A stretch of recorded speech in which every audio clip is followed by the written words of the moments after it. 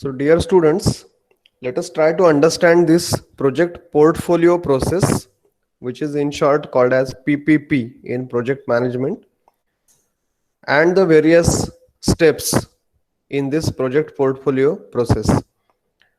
This project portfolio process is used to link organizations projects directly to the goals and strategy of the organization. So the basic aim for which we are going to have this project portfolio process is to link the organization projects directly to the goals and strategy of the organization, because as we have discussed in previous some of the session, there are three words: project, program, and portfolio. So project is at the lower level, group of similar projects is nothing but your program, and group of similar programs combined together will become a portfolio for your organization. So likewise, this portfolio must be matching with the goals and strategy of the organization. So that's why the project portfolio process is trying to link the organization projects directly to the goals and strategy of the organization. So this is also used as a mean for monitoring and controlling the organization's strategic projects. So this project administration can be managed by project management office. The various steps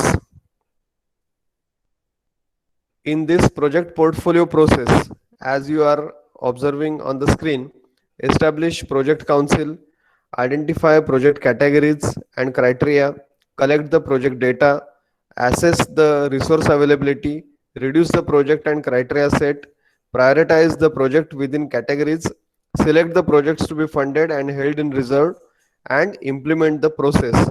So these are some of the steps to be followed in this particular project portfolio process.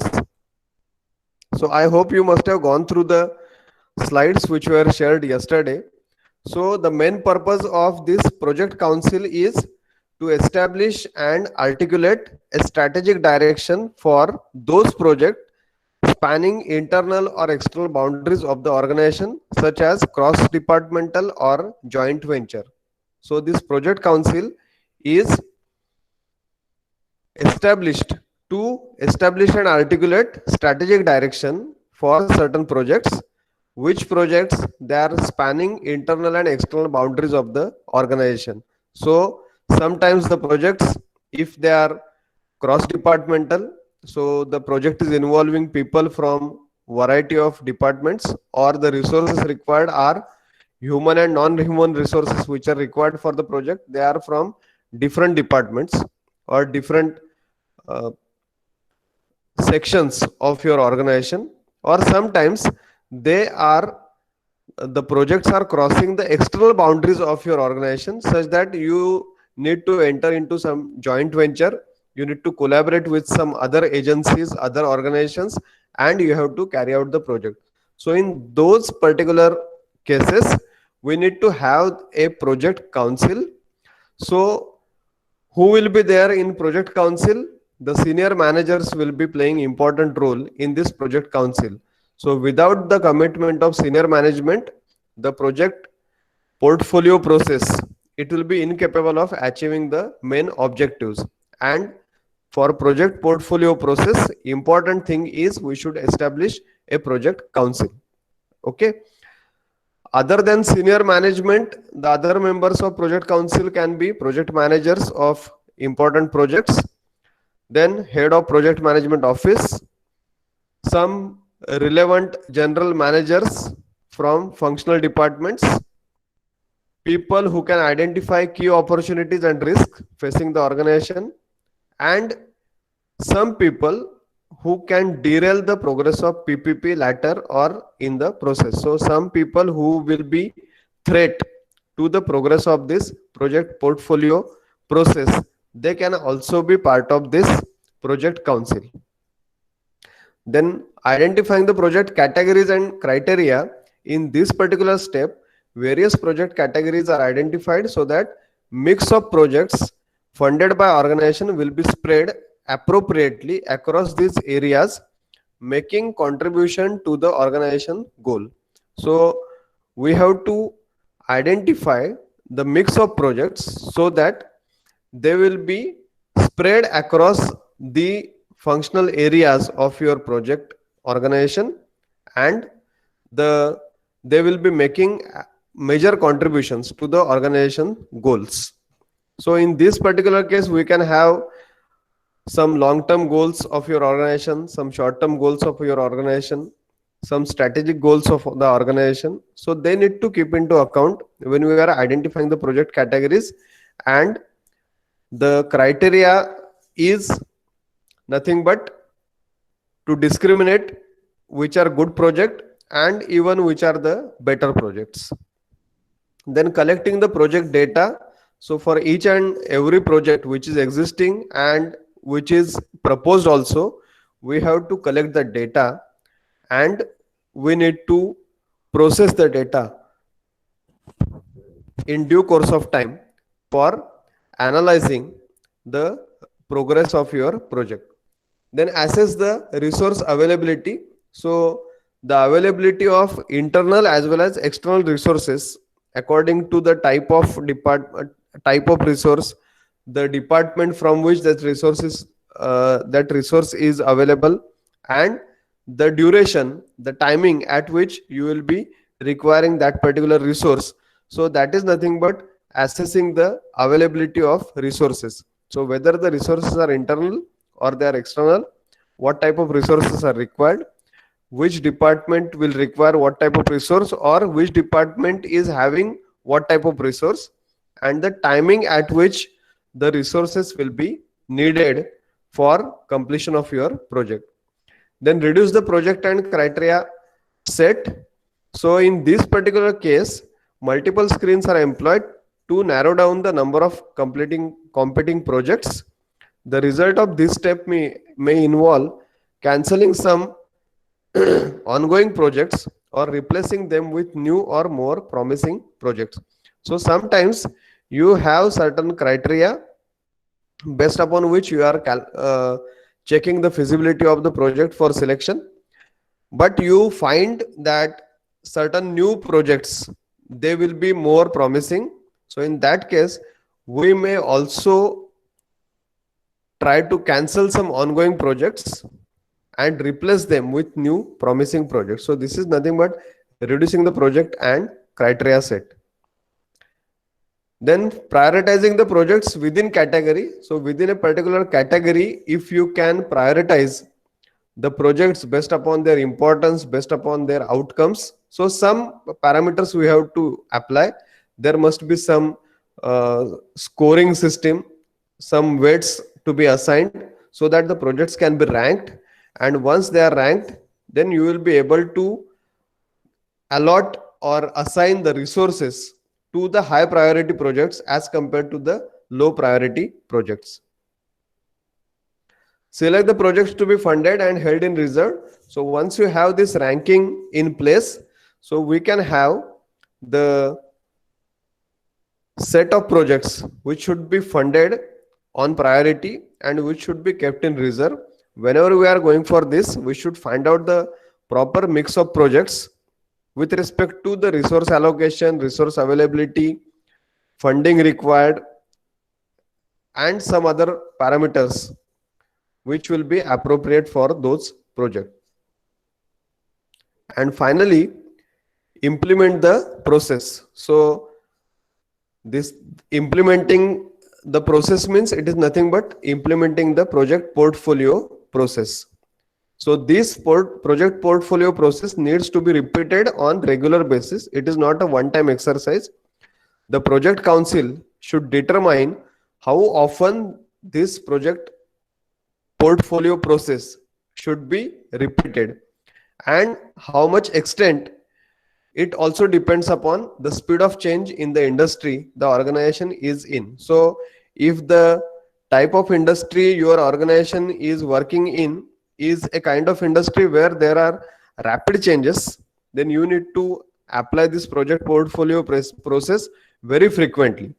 If the changes into the technology or into the projects taken up by the industry in the market, they are sluggish, the speed of change is slow, then the project portfolio process may be repeated for a uh, with more period, or it may be repeated with more number of more duration, or for a longer duration. It can be repeated after a longer duration. Now coming to the today's agenda, we have to understand the concept of project sponsor.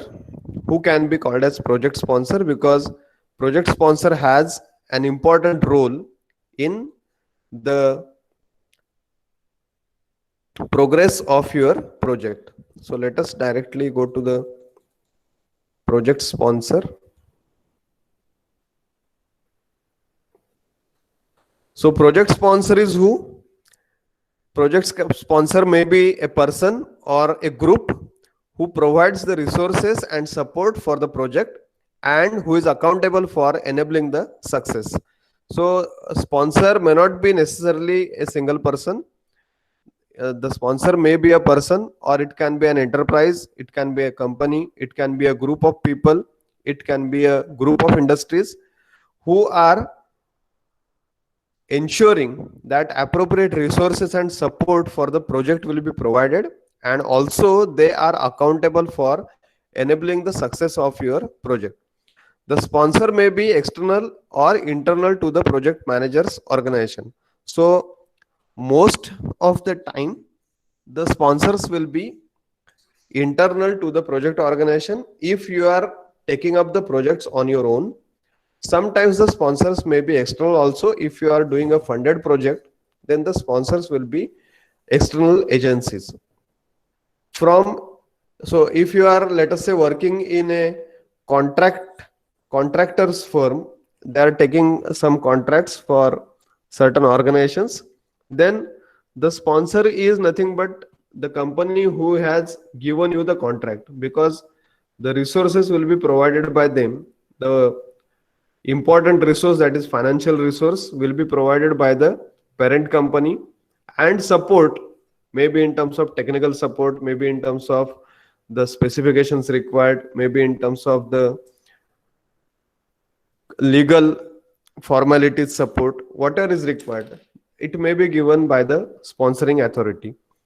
From initial conception through the project closure, the sponsor promotes the project. So the role of sponsor is not limited to only a certain phase of your project. The sponsor will be associated with the project right from the concept stage up to the closure of your project. This includes serving as spokesperson to higher levels of management to gather support throughout the organization and promoting the benefits of project brings. So the sponsor may be working, the sponsor may play a role of spokesperson to higher level of management, higher authorities, so that their support will be gained, their support will be obtained, and that support is essential so that the benefits of the project, whatever the project is going to bring, whatever the project is going to give to the organization or to the society or to the customers, they will be promoted through this sponsor. The sponsor leads the project through initiating processes until formally authorized and plays a significant role in the development of initial scope and charter. So sponsor's role in the initiating processes, initiating phase, is nothing but formally authorizing the project, because ultimately sponsor will be providing all the resources and support to the project. So unless and until we get a formal authorization of the project from the sponsor, the firm cannot start with the project. So he should give the leading age to your project initiating phase by giving a formal authorization that yes, this project can be executed. And also the sponsor will have important role, significant role in development of the scope statement, because what exactly should be the scope of your project and what should not be. So sponsor's role will be very important. And creating the project charter, because to whom the project should be assigned, to whom the project authority can be handed over. So when the decision is taken, sponsor is very crucial. So sponsor's role will be very, very important.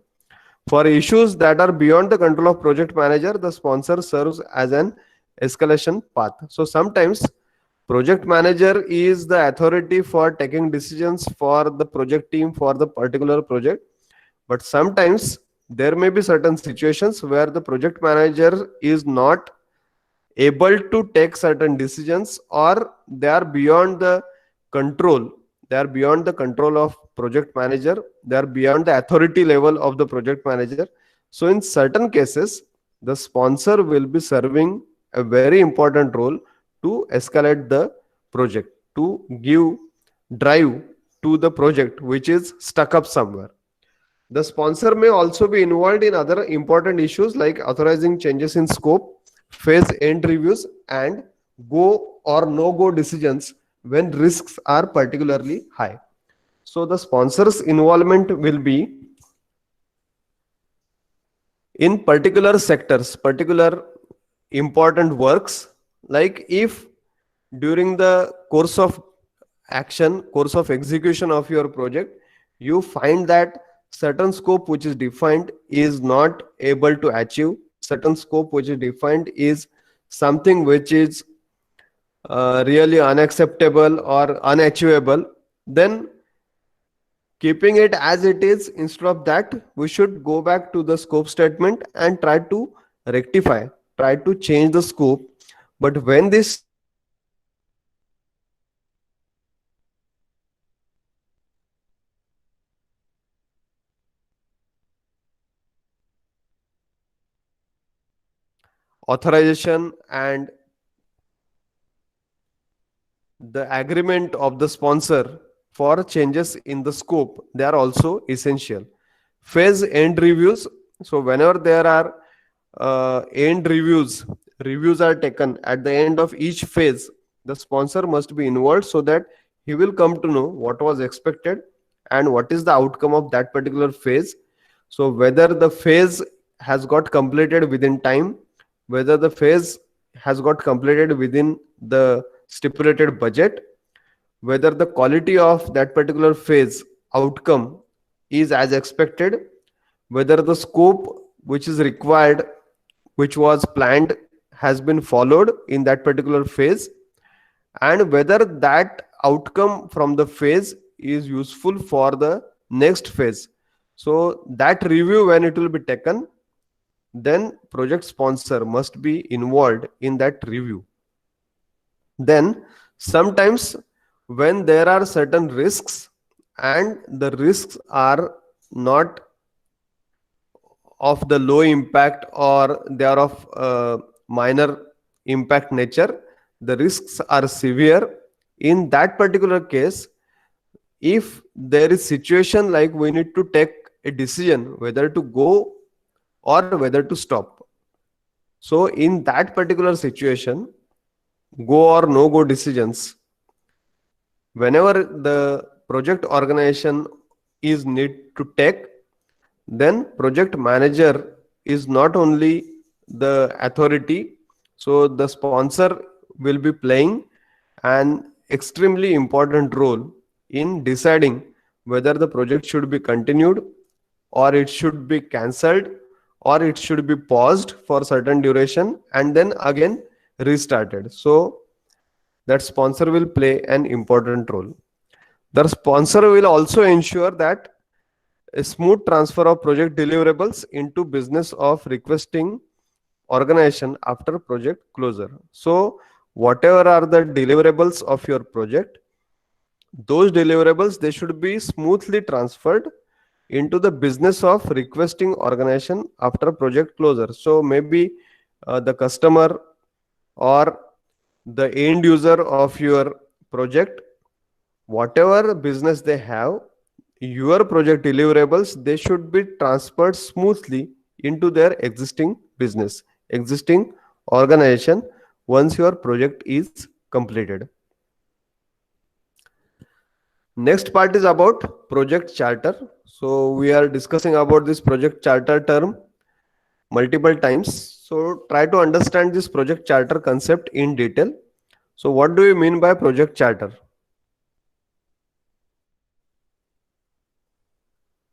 So project charter is nothing but what? It is a document that formally authorizes the existence of a project and provides the project manager with the authority to apply organizational resources to project activities. So project charter is nothing but an official document, an official order issued to the project manager that you will be the project manager for so and so project. The date of start of project is so and so, and you will be the authority to apply the necessary organization resources for completion of the project activities. So unless and until this project charter is issued to the project manager, he will not be in confidence, he will not get the official information, and he cannot plan any activities. So for that purpose, he will not have any authority to use any organizational resource, because officially the project manager is not given the designation as project manager for that particular project. That is only possible when you issue a project charter, which is an official document to give authority to a particular person as a project manager for a certain project.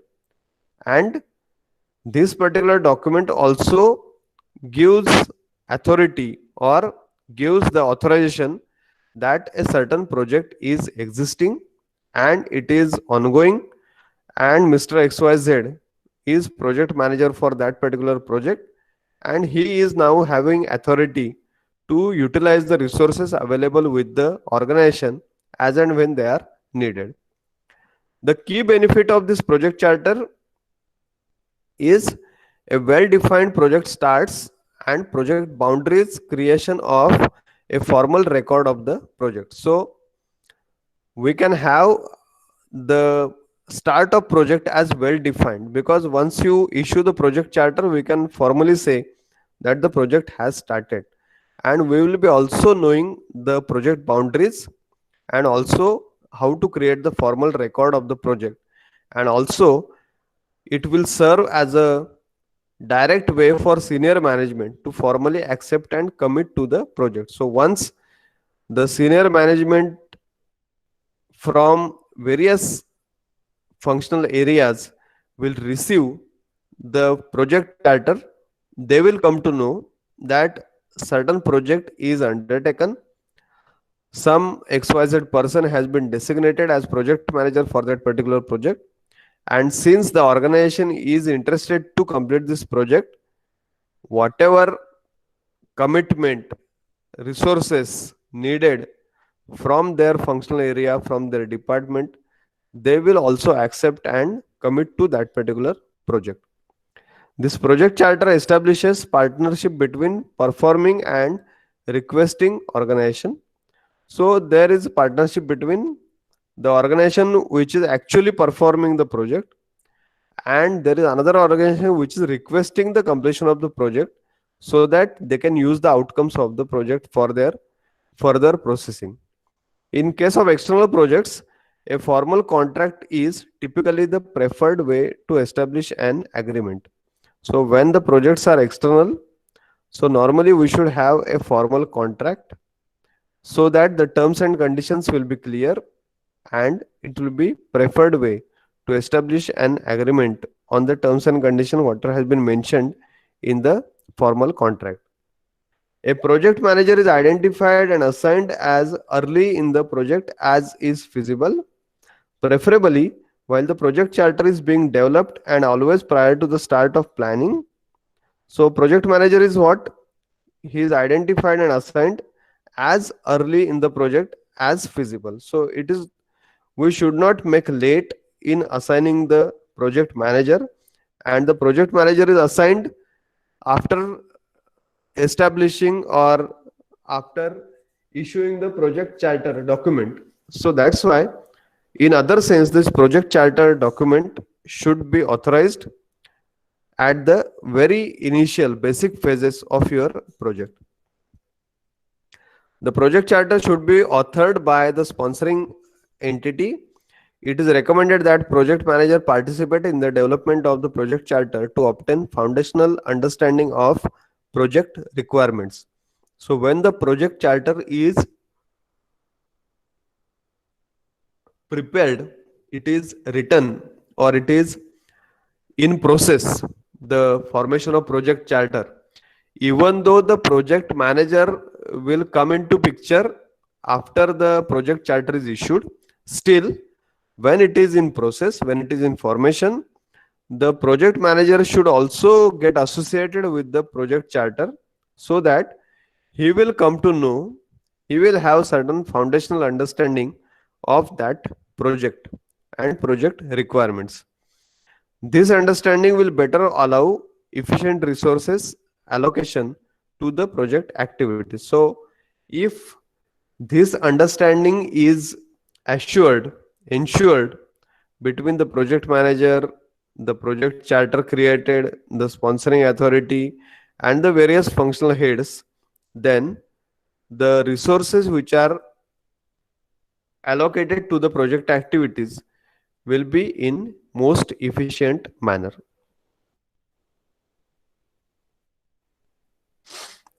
So chartering a project validates alignment of project to the strategy and ongoing work of the organization. A project charter is not considered to be a contract because there is no consideration or money promised or exchange in its creation. So once we form the project charter, so it validates the alignment of project to the strategy of your organization, the goals of your organization, and the present day or the ongoing work of your organization. So if the project is not according to the strategies and goals of your organization, it is not related to the ongoing work of your organizations, it is not helping to achieve the goals, then there is no point in crafting a project charter. So whenever people are going for preparing the project charter, it indicates that, or it validates that the project is in line with the strategies and ongoing work of your organization. A project charter is not considered to be a contract because there is no consideration or money promised or exchanged in its creation. So project document or project charter is not a contract document. So in case of project charter, it is simply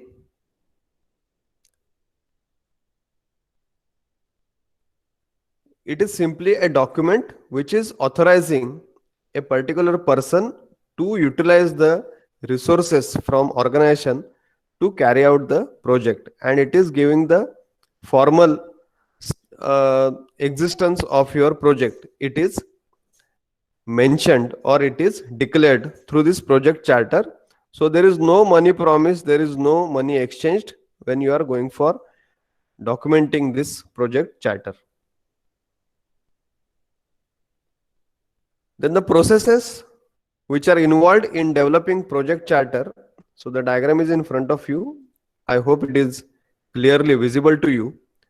There are certain inputs, there are certain tools and techniques to be applied to these inputs so that finally we can get the output. So the inputs which are required to develop this project charter: number one, the project statement of work. So we should have this statement of work for project. Business case. So certain business cases similar to this particular project.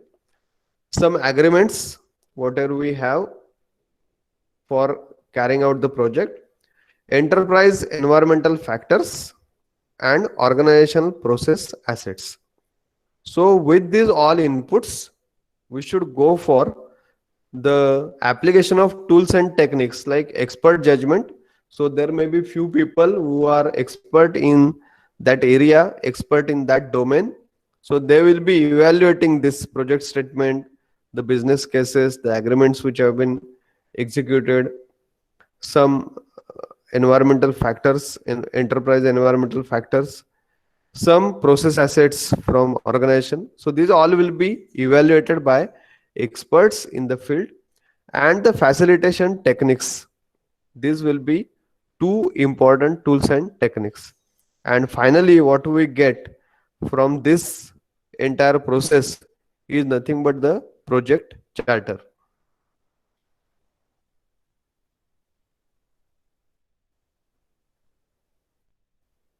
So the contents of project charter, you can just see on your screen the various points, various elements which should be included, which should be or which must be there in the document which is called as project charter. They are project purpose or justification. So why this particular project is under consideration, why this project is going to be executed, what is the purpose, and what is the justification of undertaking that particular project. So that must be included in the project charter. Measurable project objectives and related success criteria. So once you have the project executed, what will be the end outcomes, or for the various stages, various phases, what will be the objectives, what will be the outcomes of your project, and how to rate, how to calculate the success criteria, how to apply the success criteria. Because sometimes the outputs or the objectives, they may not be quantitative, they may be qualitative. So whether the project is considered to be successful, or the project is considered to be moderately successful, or the project is to be considered as a failure. So for that purpose we should establish some success criteria for evaluation, so that based upon that criteria the project will be evaluated. Then high level requirements. So if there are any requirements which may be authorized, which may be sponsored, which may be made available only with higher authorities, the top authorities, then such kind of high level requirements we should also include in the project charter. High level project description and boundaries, assumptions and constraints, high level risks. So these are some of the other things. So some assumptions which we have considered when we have crafted the purpose scope of your project. Some constraints, either internal constraints or external constraints. The project description and boundaries at the high level. Then the risks which are very severe or very prominent as per the evaluation conducted. Summary of the milestone schedule. So we should also prepare the list of milestones and what will be the schedule at which that milestone must be reached. If there are no milestones planned, if there are no milestones identified, then simply we will be always saying that the project is ongoing, but we will not be having a confidence that 20% project is completed, 30% project is completed, or 80% is completed. That percentage of completion of project is only possible when you have certain milestones and you have certain specific time period assigned to reach that milestone, or you have certain specific budget assigned to reach that particular milestone. So we should have a list of milestones and their probable schedule and the tentative budget requirement for reaching the milestone. So summary of milestone schedule, summary of the budget, stakeholders list. So that is also important. Who are the stakeholders and what role these stakeholders are executing, performing in this particular project. Then project approval requirements. So if we want to approve the project, who will be approving the project, what parameters he will be applying, and how he will be deciding whether the project will be approved or not. So it constitutes project success. Who decides the project is successful and who signs off on the project. Assigned project manager, responsibility and authority level. So who is the project manager for this project? What are the roles and responsibilities the project manager is having, and what type of authority level he is possessing? So what kind of decisions basically he can take, or to what employees or to what people, what type of people he can control as an authority in this project. So that should be also clearly defined.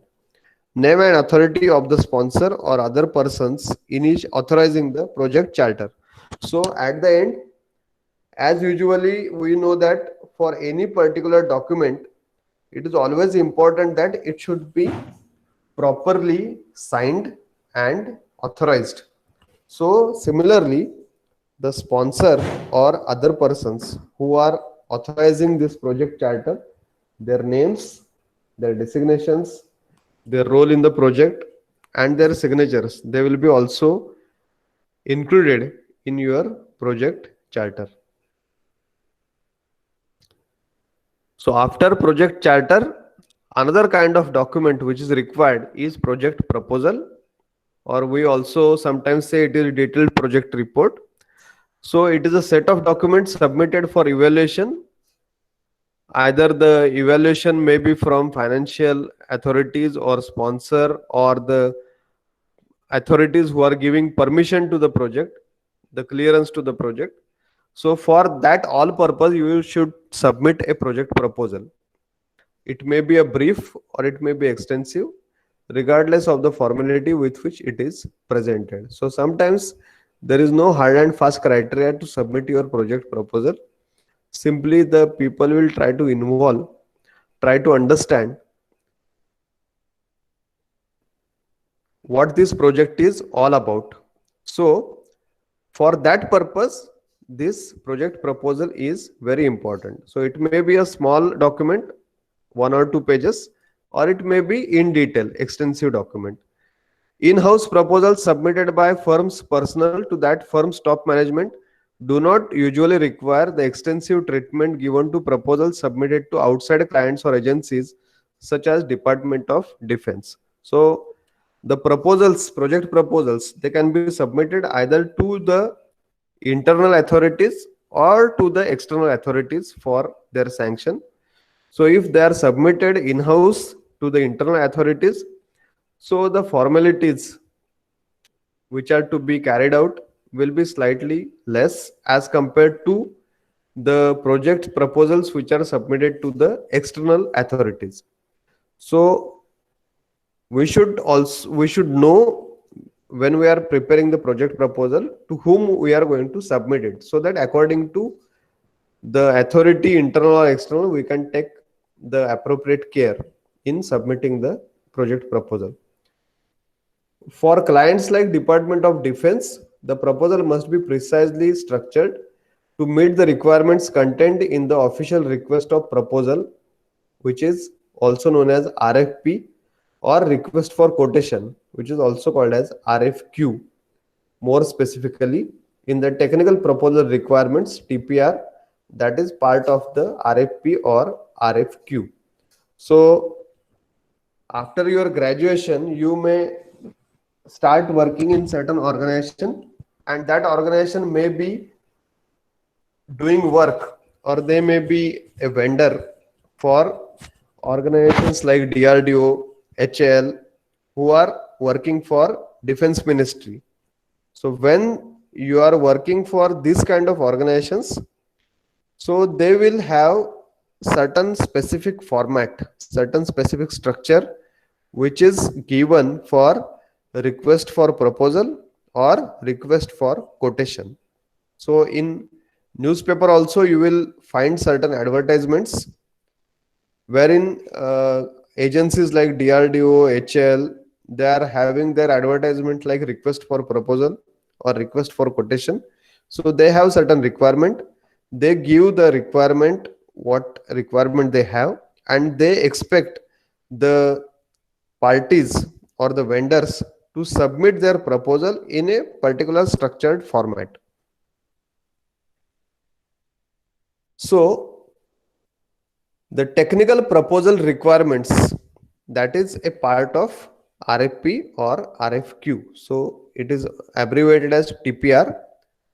So that is also very important. So this terminology we should know. So when somebody says I am going for preparing RFP or RFQ, we should know that something related to project proposal is ongoing, and the most important part is technical proposal requirements, because the technical terms, technical aspects of your project, the technology which is going to be used, whether it is in house or whether it is from outside, whether the technology is available, whether the technology is suitable to the latest requirements in the market, whether the technology is suitable to the future demands in the market, or the technology is outdated. So that is also that will be also evaluated when your project proposal will be sanctioned.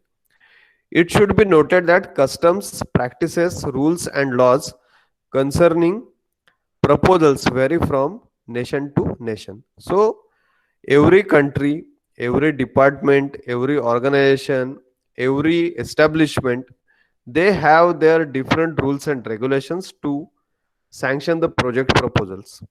Let us say if you go to certain banks and you want to have your own startup, your own organization, and you are requesting for certain loan from the bank, so they will say that you submit your project proposal, and then we will evaluate it, try to find out the feasibility, and then we'll come back to you. So every bank will have their own procedures, they will have their own formats, they will have their own rules and laws to execute and carry out that particular evaluate that particular project proposal. So similar to that, from nation to nation, especially in case of international projects, the way one country is dealing with a kind of projects will not be same with other country. So the processes, the procedures, the formalities, they will be varying. The contents of project proposal. So what basically that project proposal should get included?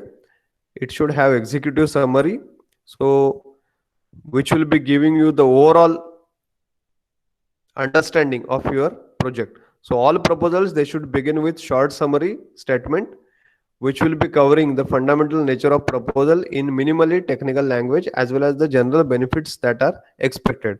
So when we say about executive summary, just focus on the word that it should have minimally technical language, because this project proposal may be reviewed, may be read by persons who may not be expert, who may not be knowing the technology what you are going to use. So the executive summary should be such that any common person, any layman, if he is reading it, he will try to understand that what the project is all about, what the project is, what are the benefits, and how the project is going to be executed. So that's all that is expected from the people who are reading this project proposal, and that should be given in a language which should be minimum technical. It should be more like somebody should feel that he is reading a story, that everything is interlinked, connected, and finally he is understanding what are the outcomes of your project proposal. Then it should have a cover letter. All the proposals should accompanied by cover letter, which is a key marketing document and is worthy of careful attention. So whenever you are drafting a cover letter, we should make sure that all important information, all important points which are there in your project proposal, they should be reflected in your cover letter, and the language whatever is used for the cover letter, it should be a professional language, because it is a very important marketing document. People will not go to the project proposal if they are not convinced with the cover letter, because cover letter will be the first part. They will read the cover letter, they will go to the executive summary, and then they will go for the other aspects of your project proposal.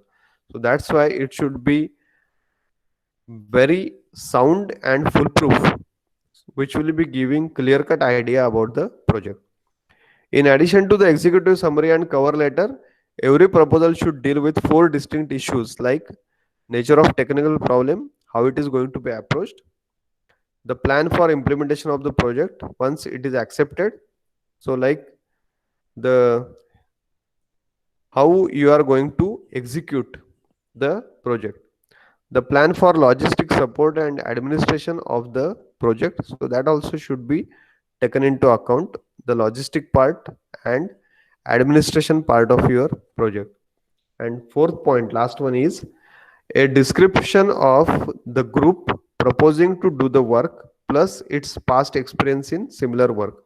So here we have to give some details about the project team who will be executing the project, and not only the names are sufficient, we should also give the details about their credentials, their profiles, their experience, so that the people, the authorities, the firms who are reading your project proposal, they will they will have certain confidence that the project group, the project team is capable of doing this particular project. So for that purpose, their experience, their credentials, their profiles, they are also essential in the project proposal.